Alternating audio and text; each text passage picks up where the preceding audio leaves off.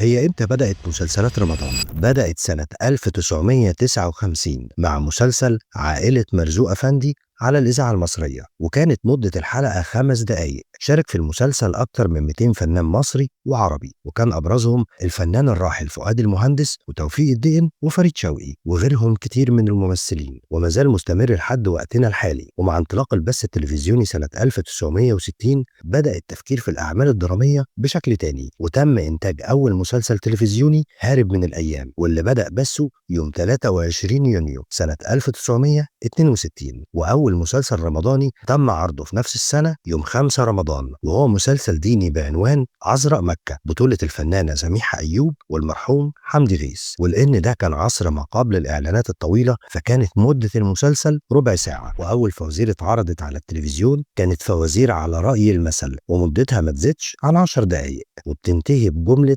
على رأي المثل، ومطلوب من المشاهدين معرفة المثل اللي كان في الحلقة، وصاحب الإجابة الصحيحة كان بيستلم جايزة قيمتها 30 جنيه. وهو ده رمضان زمان. وبكده أكون عرفتك